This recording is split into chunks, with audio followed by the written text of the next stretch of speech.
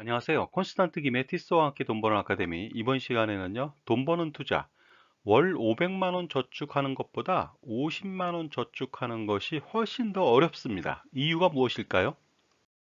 목돈 마련, 어느 것이 더 어려울까요? 알아맞혀 보십시오. 자, 1억 원을 모은다고 가정해 볼까요? 아니면 1000만 원을 모은다고 가정해 보겠습니다. 어느 것이 더 어려울까요? 정답은 1000만 원 모으기가 훨씬 더 어렵습니다. 그 이유는 무엇일까요? 일반적으로 1000만 원보다야 당연히 1억 원 모으는 게 어렵겠지만 일반적으로 보시게 되면요.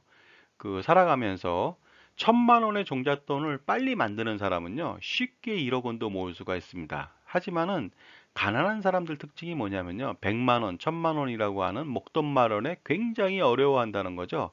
그렇기 때문에 가난한 사람한테는 1억 원보다 더 어려운 것이 바로 1000만 원 모으기가 된다는 뜻이 되겠습니다.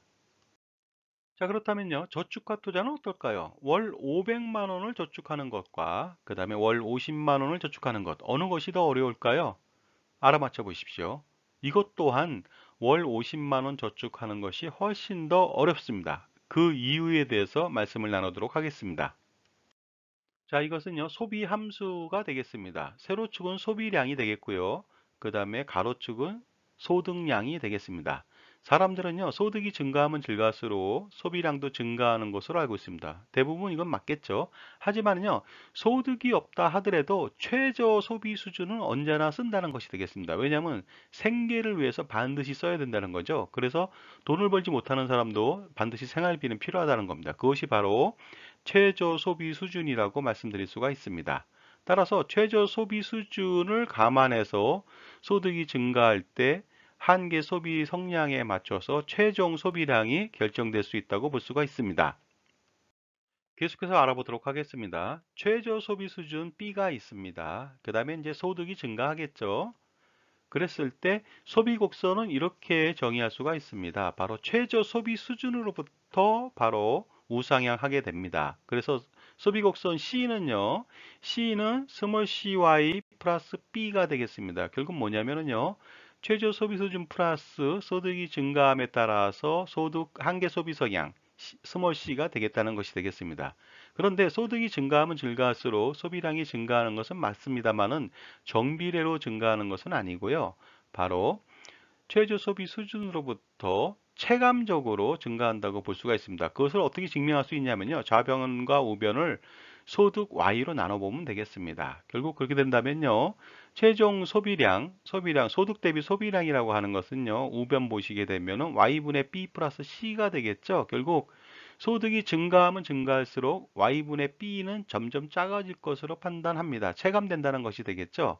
그렇기 때문에 소득이 많다고 해서 동일한 수준으로 동일한 비율로 소비를 하는 것은 아니다는 것을 알 수가 있습니다. 자, 그랬을 때요.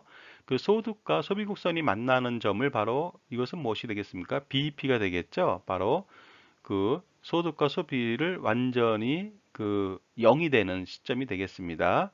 그리고 바로 B를 넘어서서 우측으로 가면 갈수록 저축할 수 있는 공간이 생기겠죠. 여유가 생깁니다. 따라서 약간의 소득이 좀 늘은 사람은 저축할 수 있는 그 금액 자체가 좀 적고요. 그 다음에 소득이 많을수록 저축할 수 있는 공간, 여유가 훨씬 더 많다는 것을 소비 함수를 통해서 알 수가 있습니다. 그렇기 때문에 저축과 투자 가능액이라고 하는 것은요, 월소득이 많으면 많을수록 훨씬 더 많이 투자할 수 있는 여력이 생길 수가 있고요.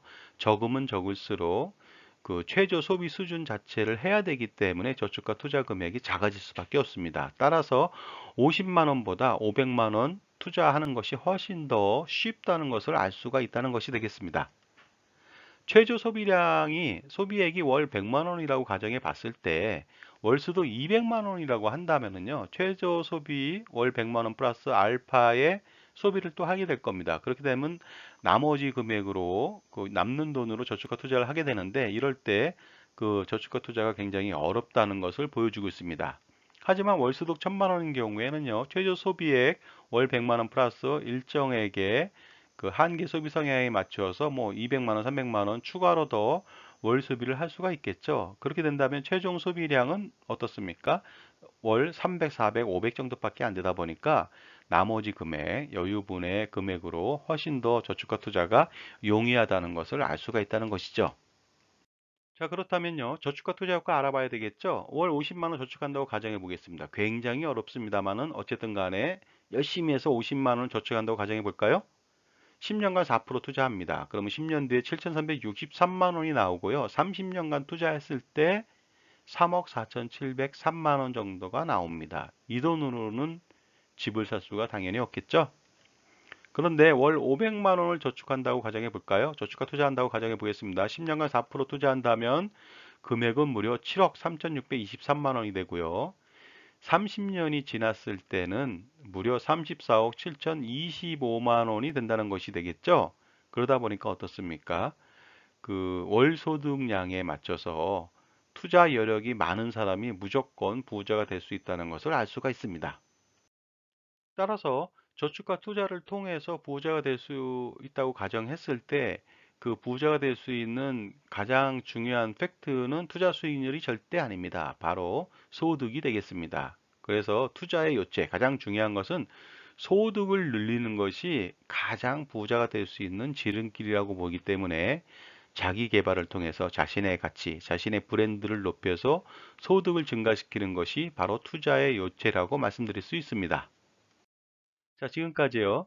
월 500만 원 저축과 투자하는 것이 월 50만 원 저축과 투자하는 것보다 훨씬 쉽다는, 그리고 50만 원 저축과 투자하는 것이 훨씬 어렵다는 내용을 가지고 말씀을 나눴습니다. 감사합니다.